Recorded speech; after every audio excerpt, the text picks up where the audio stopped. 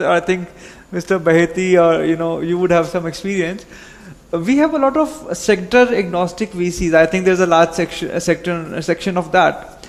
Now we talk about patient capital, but I was giving a talk to certain investors in Canada where I had the opportunity to tell them that the 5 companies whose GDP, whose market valuation is more than the GDP of our whole country, they're all less than 43 years old. All of them are less than 43-year-old. And then the traditional wealth which somebody has created over 2 generations, 30 years, 40 years, it's fast being replaced by technology wealth where unicorns are being born when a person probably is less than 30 or 40 years of age. That's a unicorn, and we are talking about unicorn, but we also want to stick to the idea of patient capital. Is our ecosystem not clear, or is there some information gap? I think I would, Mr. Khandare, I would want you, because you happen to be in a lot of such spaces, yes, where you meet VCs and you meet a section of people who are ultra HNI, and then you also mentioned about patient capital. How does all of this will be seen by a future investor? How will a person see this?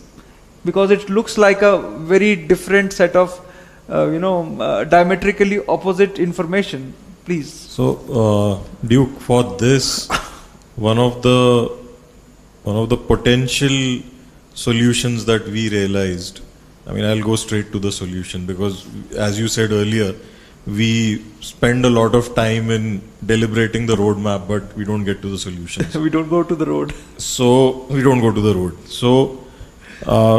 Indian defense, because we are right now talking in that context, Indian defense can consume only so much, and I'm sure Manish ji, Brigadier Viresh would agree with me on this.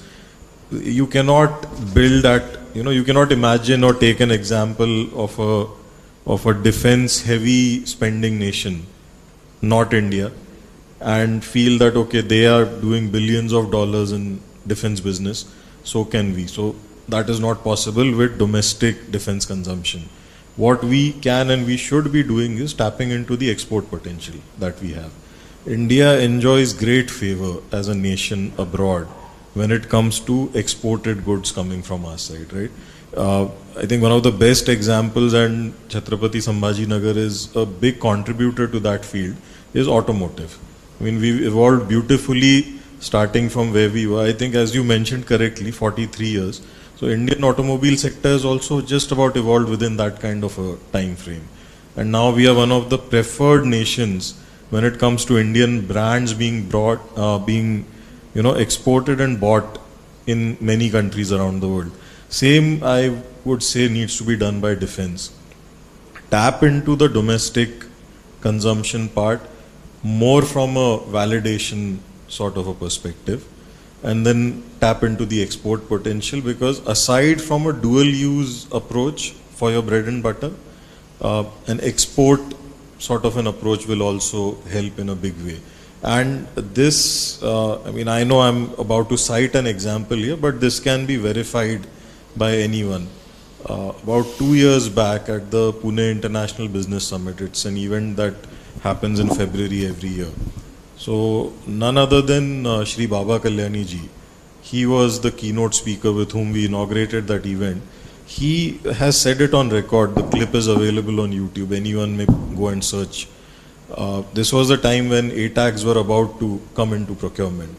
So he very clearly stated that, one, it took him a 12-year development cycle, because of course it's a complex system that he was developing. So it's not easy.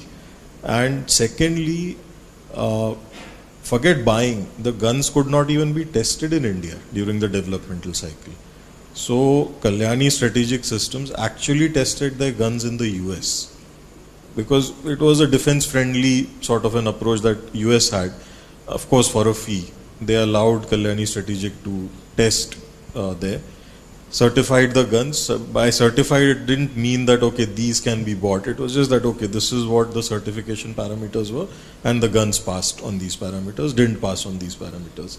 All of that was again fixed, and even on the buying side, in the Indian order for ATAGs, I think India was the 4th country to put in the orders. 3 other countries had put in orders before India after they had a successful certification and a development cycle in place. Now the reality is that India is in the waiting list for these ATAGs.